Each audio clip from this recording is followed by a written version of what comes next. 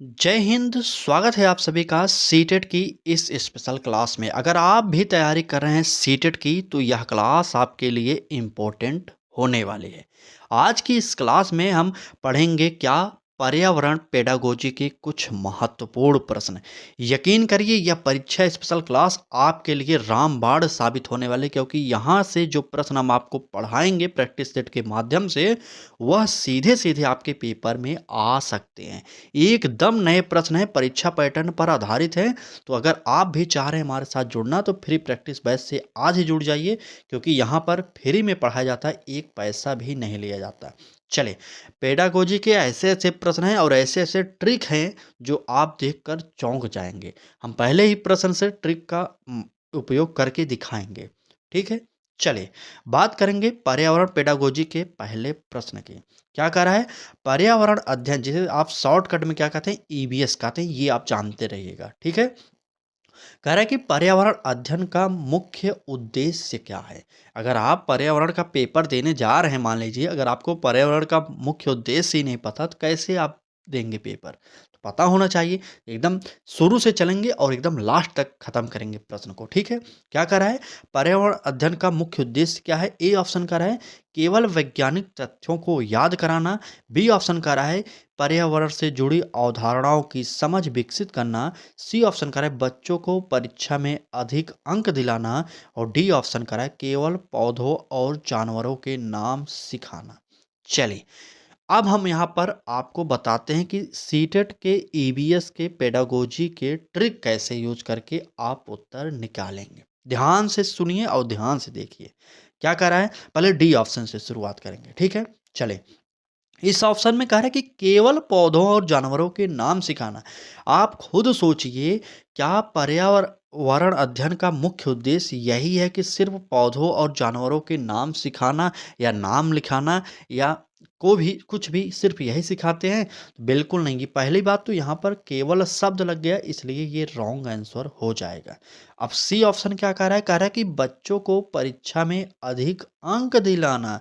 भाई साहब, पर्यावरण अध्ययन का मुख्य उद्देश्य कतई यह नहीं होता है कि पर्यावरण के अध्ययन के विषय में बालक को अच्छा अंक दिलाया जाए, इसलिए यह भी हम काट देंगे। अब बी ऑप्शन का रहा है कि पर्यावरण से जुड़ी अवधारणाओं की समझ विकसित करना। ये हमारा ऑप्शन हो सकता है, लेकिन अभी हमें और ऑप्शन देखना है। ए ऑप्शन क्या कह रहा है? कह रहा है कि वैज्ञानिक तथ्यों को याद कराना। याद कराना, रटना, स्मरण करना, ये सब शब्द जहाँ पर यूज किए जाएं वह ऑप्शन पूरा का पूरा गलत होता है।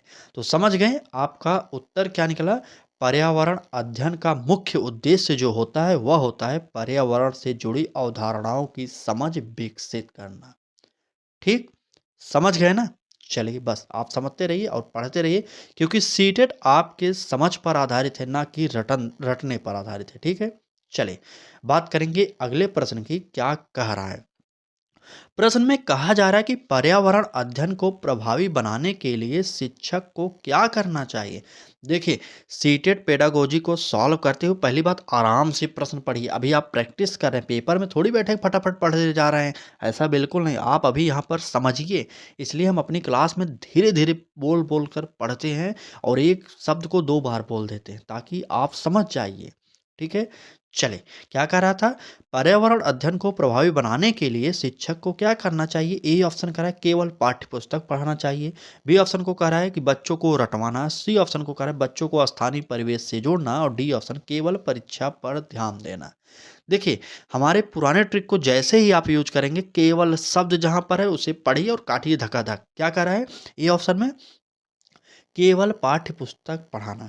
भाई साहब, पर्यावरण अध्ययन को प्रभावी बनाने के लिए कतई एक शिक्षक यह नहीं करेगा सिर्फ पाठ्य पुस्तकों को ही पढ़ाएगा। आप सोचिए कि पाठ्य पुस्तकों को पढ़ाकर बालक को कितना पर्यावरण का जानकारी मिल सकता है। ये तो हमारा ऑप्शन नहीं होगा, क्योंकि छोटा ऑप्शन। देखिए, छोटे बच्चे होते हैं तो अगर पाठ्य पुस्तकों के माध्यम से पर्यावरण के बारे में समझाना चाहेंगे तो वह उतना समझेगा नहीं।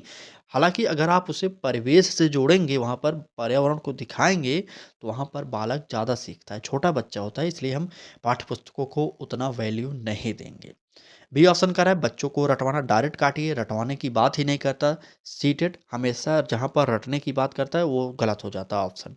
ठीक, अब सी ऑप्शन कह रहा है बच्चों को स्थानीय परिवेश से जोड़ना, और डी ऑप्शन कह रहा है कि केवल परीक्षा पर। मैंने पहले ही बताया कि परीक्षा पर ध्यान देना कभी भी सीटेट का उद्देश्य नहीं होता, इसलिए हमें यह काट देना चाहिए। हमारा जो उत्तर होगा वह हो जाएगा बच्चों को स्थानीय परिवेश से जोड़ना। ठीक है, ये हमारा उत्तर सही होगा। स्थानीय परिवेश का मतलब आपके समाज का जो पर्यावरण है उससे जोड़कर जब पर्यावरण सिखाएंगे तब बालक आसानी से सीख जाएगा। ठीक, चलिए यहाँ पर इस प्रश्न का उत्तर सी ऑप्शन सही होगा। और आगे बढ़ते हैं, अगला प्रश्न देखते हैं। एक निवेदन करेंगे कि पूरी क्लास को ज़रूर देखिए आप लोग, अभी समय है, अभी आप लोग के पास समय है तो पढ़िए, नहीं तो जिस दिन आपका एग्ज़ाम डेट नज़दीक आएगा तब ये सब समझ में ही नहीं आएगा।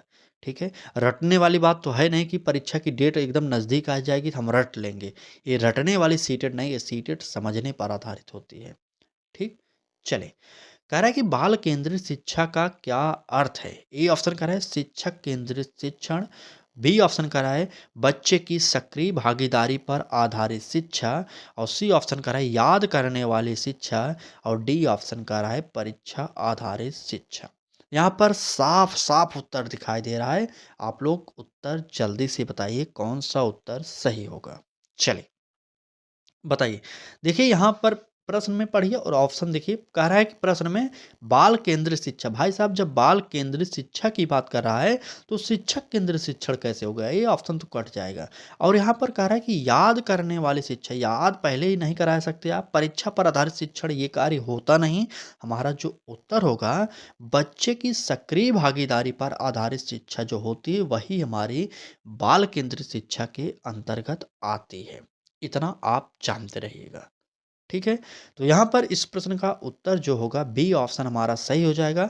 और आगे बढ़ते हैं, अगला प्रश्न देखते हैं क्या कर रहा है अगले प्रश्न में।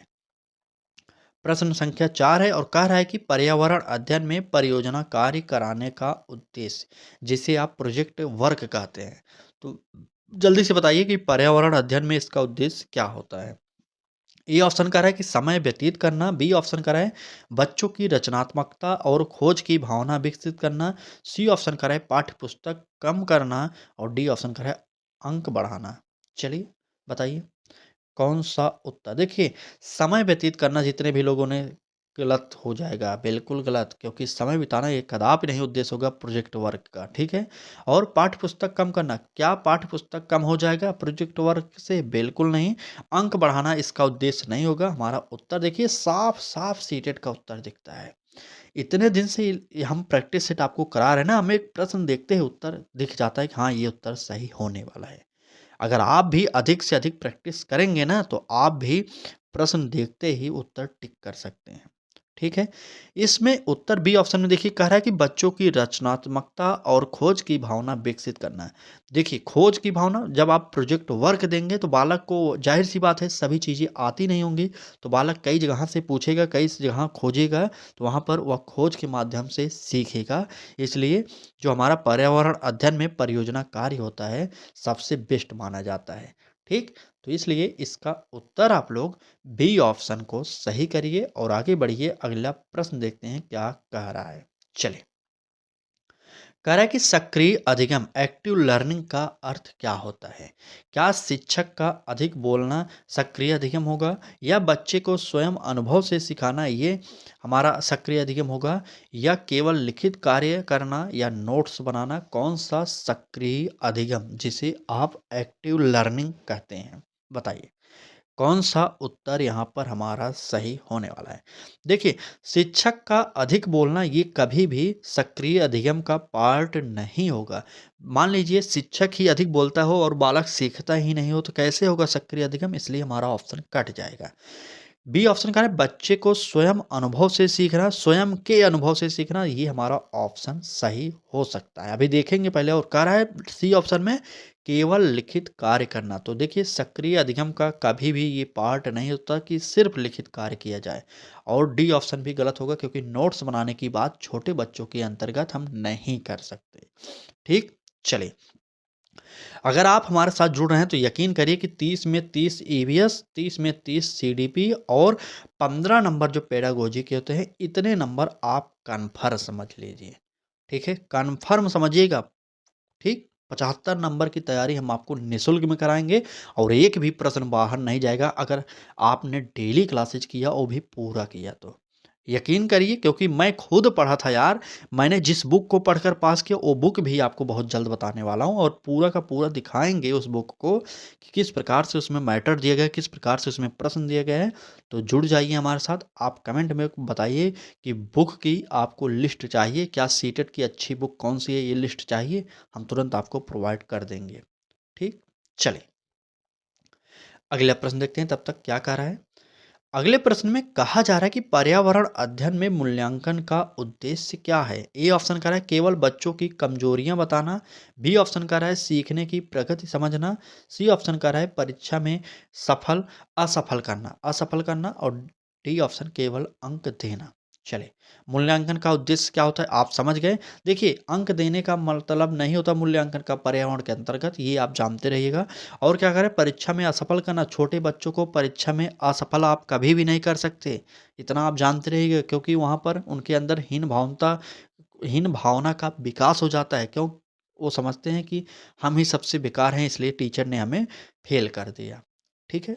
चलें, और ये ऑप्शन करें केवल बच्चों की कमजोरियाँ बताना। भाई साहब, बच्चों की कमजोरियाँ आप उसे नहीं बताएँगे बल्कि आप कमजोरी को डायरेक्ट दूर करने की कोशिश करेंगे। आप छोटे बच्चों को कमजोरियाँ नहीं बताएँगे कि आपके अंदर ये कमी है, इसलिए यह भी कट जाएगा।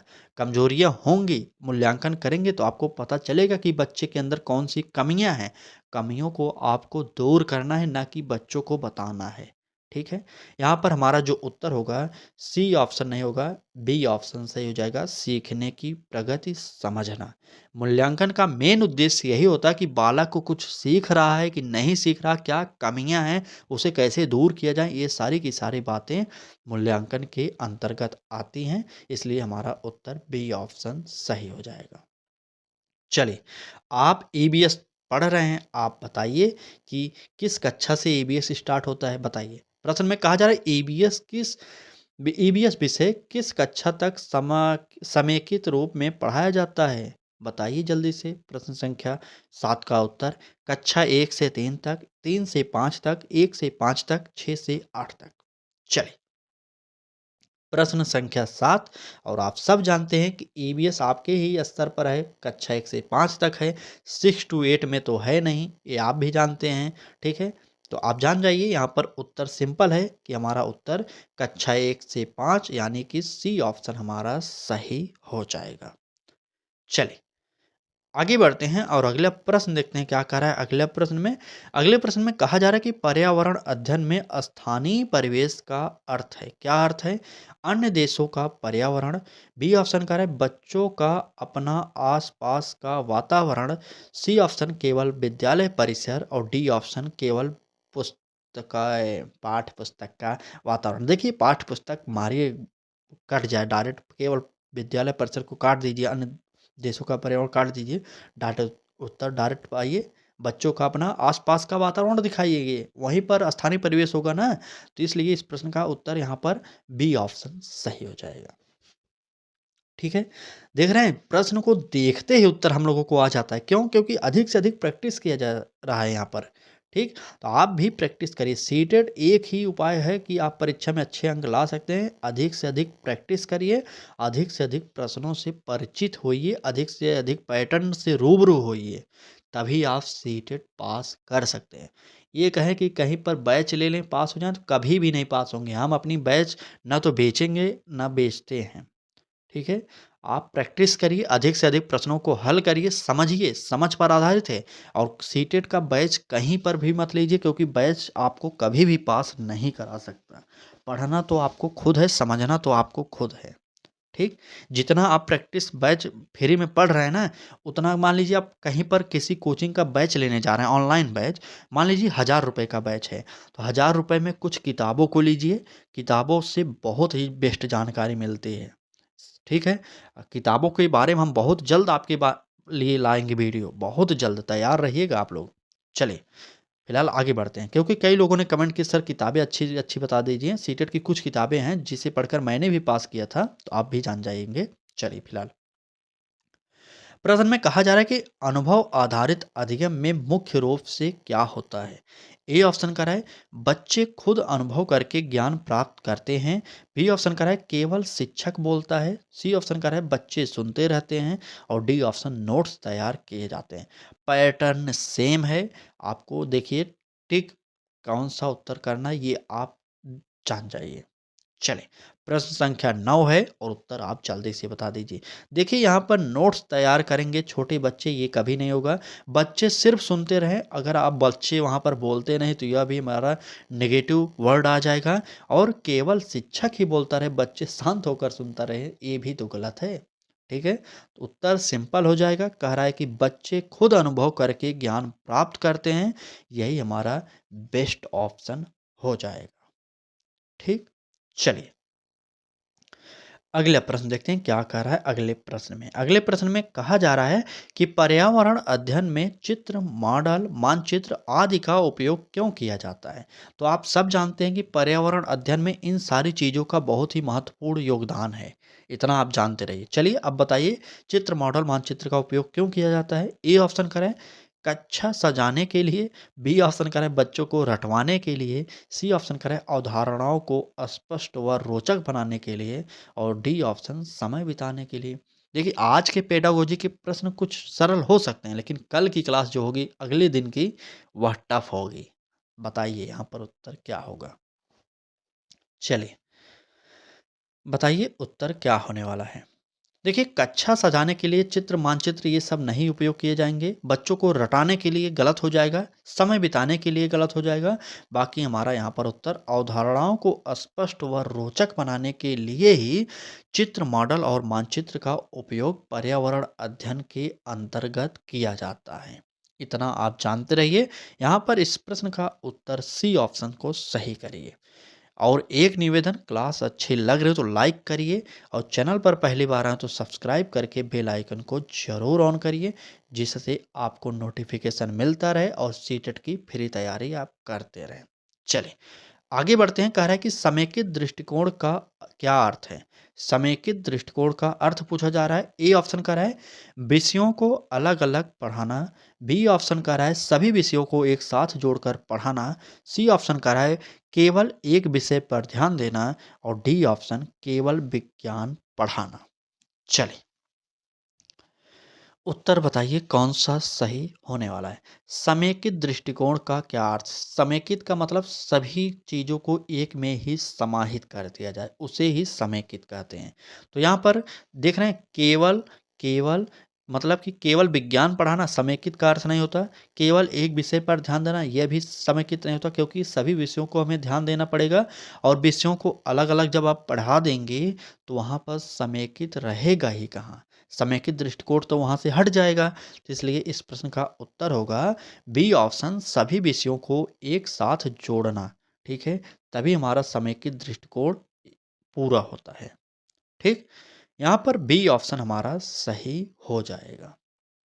चलिए नेक्स्ट प्रश्न पर चलते हैं और देखते हैं क्या कह रहा है हमारा अगला प्रश्न। कह रहा है कि ईवीएस के शिक्षण में प्रश्न पूछने का मुख्य उद्देश्य क्या है। ए ऑप्शन कह रहा है बच्चों को डराना। बी ऑप्शन कह रहा है बच्चों की सोच और जिज्ञासा को बढ़ाना। और सी ऑप्शन कह रहा है समय व्यतीत करना। और डी ऑप्शन कह रहा है बच्चों की तैयारी कराना। चलिए जल्दी से बता दीजिए ईवीएस के शिक्षण में प्रश्न पूछने का मुख्य उद्देश्य क्या है। प्रश्न संख्या 12 और उत्तर तैयार करिए जल्दी से और कमेंट करिए। देखिए ईवीएस के शिक्षण में प्रश्न पूछने का उद्देश्य यह नहीं होता कि बालक को आप डरा दें। बच्चों को डराना यह गलत हो जाएगा। परीक्षा की तैयारी कराना भी नहीं होगा। समय व्यतीत करना बिल्कुल नहीं होगा। बल्कि बच्चों की सोच और जिज्ञासा को बढ़ाना, यही हमारे ईवीएस के शिक्षण के अंतर्गत आता है। ठीक है, प्रश्न पूछने का मेन उद्देश्य यही होता है। चलिए यहाँ पर बी ऑप्शन सही हो जाएगा। आगे बढ़ते हैं, अगला प्रश्न देखते हैं क्या कह रहा है। चलिए प्रश्न में कह रहा है ईबीएस में फील्ड ट्रिप का क्या महत्व है। फील्ड ट्रिप, ए ऑप्शन कह रहा है पढ़ाई से छुट्टी मिलना। बी ऑप्शन कह रहा है बच्चों को वास्तविक जीवन से जोड़ना। और सी ऑप्शन समय नष्ट करना। और डी ऑप्शन केवल मनोरंजन करना। बताइए ईवीएस में फील्ड ट्रिप का महत्व क्या होता है? प्रश्न संख्या 13 और उत्तर आप जल्दी से दे दीजिए। चलिए डी ऑप्शन से शुरुआत करें। चलिए डी ऑप्शन से देखिए, कह रहा है कि केवल मनोरंजन करना। क्या सिर्फ मनोरंजन ही करा जाएगा? समय नष्ट करना बिल्कुल नहीं। पढ़ाई से छुट्टी मिलना, पढ़ाई से छुट्टी मिल जाएगी तो बालक सीखेगा कैसे? यहाँ पर ए सी डी जो होगा, ये तीनों ऑप्शन जो थे ये गलत थे। अब बचा कौन सा? बी ऑप्शन बचा। बी ऑप्शन में क्या कह रहा है? बच्चों को वास्तविक जीवन से जोड़ना। तो बिल्कुल सही, यही हमारा ऑप्शन इसमें भी सही हो जाएगा। यहाँ पर बी ऑप्शन यहाँ पर सही हो जाएगा। चलिए आगे बढ़ते हैं, अगला प्रश्न देखते हैं क्या कह रहा है। अगले प्रश्न में कहा जा रहा है कि पर्यावरण अध्ययन में मूल्यांकन कब किया जाना चाहिए? ए ऑप्शन कह रहा है केवल सत्र के अंत में, बी ऑप्शन कह रहा है केवल माध्यावधि में, और सी ऑप्शन सीखने की पूरी प्रक्रिया के दौरान निरंतर, और डी ऑप्शन वर्ष के प्रारंभ में। चले तो मूल्यांकन बीच में नहीं होता, और लास्ट में नहीं होता, और शुरुआत में नहीं होता। बाकी जो भी ऑप्शन यहाँ पर मिल जाए वो सही हो जाएगा। ठीक है, चलिए जैसे आपकी परीक्षा होती थी सत्र के लास्ट में ना, वो मूल्यांकन नहीं होता भाई साहब। ठीक है, छोटे बच्चों का ऐसे मूल्यांकन नहीं होता। देखिए ए ऑप्शन क्यों कटेगा? क्योंकि कह रहा है कि केवल सत्र के अंत में, साल में एक बार अगर परीक्षा ले रहे हैं तो यहाँ पर मूल्यांकन कैसे करेंगे आप? और मध्यावधि मतलब बीच में, वर्ष में ही अगर आप मूल्यांकन कर रहे हैं, बच्चे का परीक्षा ले रहे हैं, तो वह भी मूल्यांकन नहीं होता।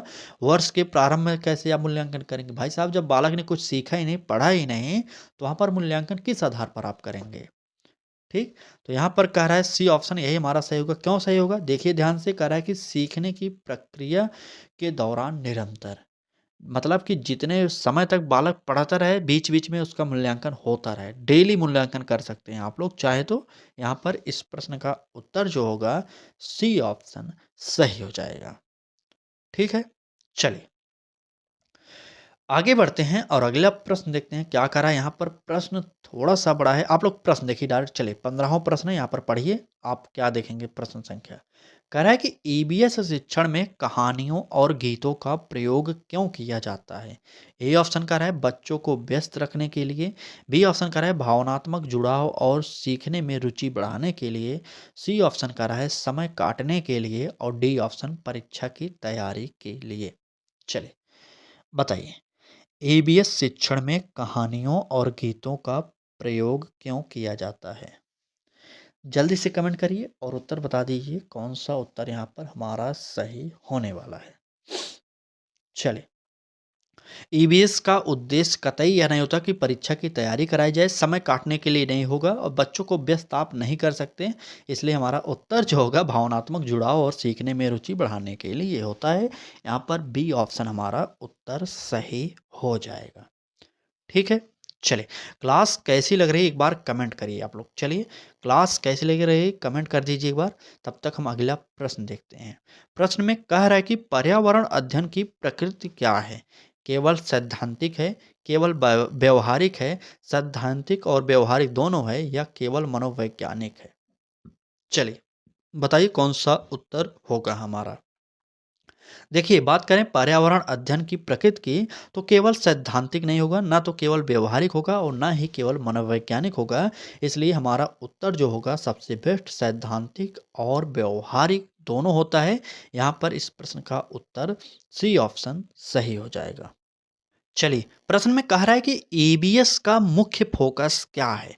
ए ऑप्शन कह रहा है रटना, बी ऑप्शन कह रहा है जांच और खोज, सी ऑप्शन कह रहा है कि केवल लेखन, और डी ऑप्शन अंक प्राप्त करना। ईबीएस का मुख्य उद्देश्य आप लोग बताइए। तो इतना प्रश्न आपने आज की क्लास में देखा। अगर आप इस प्रश्न का उत्तर नहीं दे पा रहे हैं तो आप थोड़ा सा और मेहनत करिए। ठीक है, चलिए क्योंकि यहाँ पर साफ-साफ उत्तर दिखाई दे रहा है। देखिए अंक प्राप्त करना अपने हर ऑप्शन में हमने काटा है। केवल शब्द आ जाए और लेखन की बात कर रहा है, छोटे बच्चों को लेखन के माध्यम से मुख्य फ़ोकस नहीं होगा ईवीएस में, ये आप भी जानते हैं। रटना कहीं पर भी किसी भी सब्जेक्ट में सही नहीं माना जाता, ये आप जान गए होंगे। इसलिए हमारा यहाँ पर बी ऑप्शन सही हो जाएगा, जाँच और खोज। ठीक है? ईवीएस का मुख्य फ़ोकस जो होता है बच्चा जाँचे और खोजे। ठीक है, चलिए बी ऑप्शन यहाँ पर सही हो जाएगा। आगे बढ़ते हैं और अगला प्रश्न देखते हैं क्या कह रहा है। अगले प्रश्न में कह रहा है ईवीएस में सहभागी अधिगम का अर्थ है। ए ऑप्शन कर रहा है शिक्षक अकेले सिखाए, बी ऑप्शन कर रहा है सभी विद्यार्थी मिलकर सीखें, सी ऑप्शन कर रहा है केवल एक छात्र बोले और डी ऑप्शन कोई गतिविधि ना हो। बताइए ईवीएस में सहभागी अधिगम का अर्थ क्या होता है? प्रश्न संख्या 18 और उत्तर आप जल्दी से कमेंट करिए। चलिए देखिए यहाँ पर कह रहा है कि केवल शिक्षक अकेले सिखाए तो गलत होगा, शिक्षक की बात ही नहीं करेगा यहाँ पर। केवल एक छात्र बोले, एक छात्र बोलेगा और छात्र शांत रहेंगे, यह भी गलत हो जाएगा। कोई गतिविधि ना हो, जब भाई साहब कोई गतिविधि नहीं होगा तो वहाँ पर बालक सीखेगा कैसे? सबसे बेस्ट ऑप्शन जो होगा सभी विद्यार्थी मिलकर सीखें। ठीक है, सहभागी अधिगम का अर्थ यही होगा, सहभागी मतलब सभी। ठीक है, सहभागी मतलब कई सारे विद्यार्थी सहपाठी मिलकर ही सीखें, यही हमारा अर्थ सही होगा। यहाँ पर बी ऑप्शन इस प्रश्न का उत्तर निकल जाएगा।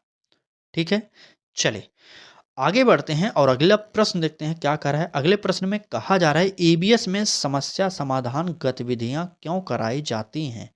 ए ऑप्शन बच्चे परेशान हो, बी ऑप्शन कह रहा है तार्किक सोच और निर्णय क्षमता विकसित हो, सी ऑप्शन कह रहा है परीक्षा में अधिक अंक लाए और डी ऑप्शन समय व्यतीत हो।